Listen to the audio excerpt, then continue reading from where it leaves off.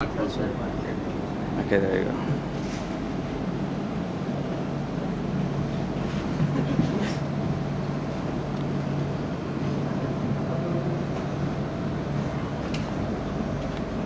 Oh, I'm so sorry.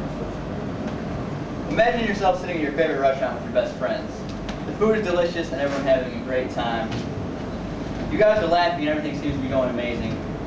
Until you notice one of your friends' face turning blue. And they are not making a sound.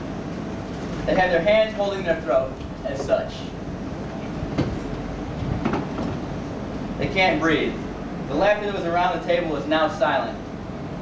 And one of your best friends is slowly suffocating to death because of an obstructed airway. You can save your friend's life. You can be their hero. All you need to know is how to perform the Heimlich maneuver. I'm going to tell you about the universal signs for choking, the do's and don'ts about choking, and how to perform the Heimlich maneuver. Much information I'm going to be sharing with you today came from the U.S. Department of Health and Human Services, and also Army Medic and RN Sam Solis. The universal sign for choking is when you put your hands around your neck like this. It means you have an obstructed airway, you can't breathe, and it's usually a sign that you are choking.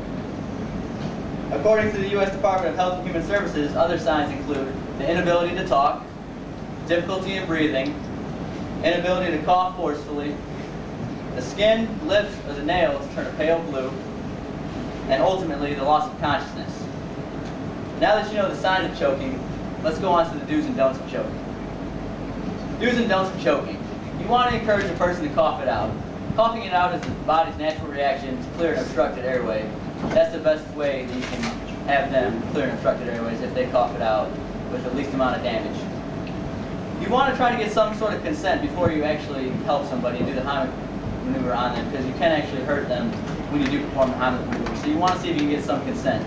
But if they're unconscious, then it's automatically assumed that it's implied consent. If you were knocked out on the floor, you would want somebody to help you, right? You don't want to slap the person's back. That can actually cause the thing causing the obstruction to get down deeper and be lodged there for longer. You don't want to stand square behind the person, because if they fall, then you can fall with them. You want to perform the Heimlich, or you don't want to perform the Heimlich if the person is still coughing, wheezing, or can still talk, because that means their body is actually still fighting it, trying to get that obstruction out. And you do not want to perform abdominal thrusts on pregnant women. Alright, now that we know the do's and don'ts about the Heimlich maneuver, let's actually perform the Heimlich maneuver. I'm going to get my demonstrator to come up here. Alright, I want to ask the person who's choking if I can help them. Hey, can I help you? Alright. If they're sitting, you want them to stand. So it's easier to do it. So you want him to stand. And you want to come behind him.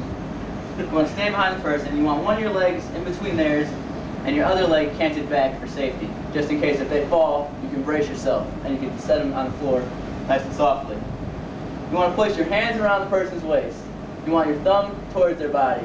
You want to go about 1.5 to 2 inches above their belly button. Then you take your other hand and you cover the fist that you have on their body. Now when you thrust in, you want to use an inward and upward motion in the shape of a J. And you want to do that repeatedly until the obstruction is cleared. So in and up in the shape of a J. Thank you. You want to thrust 1.5 to 2 inches inward, and you want to repeat it until it is complete. Now that you know the universal signs for choking, the do's and don'ts of choking, and how to perform the Heimlich maneuver, you can actually save someone's life. The Heimlich maneuver is something very important to know. At any point in time, someone near you can begin to choke. You can be that person's hero. Don't you want to help people? Don't you want people around you to know how to help you if you're choking?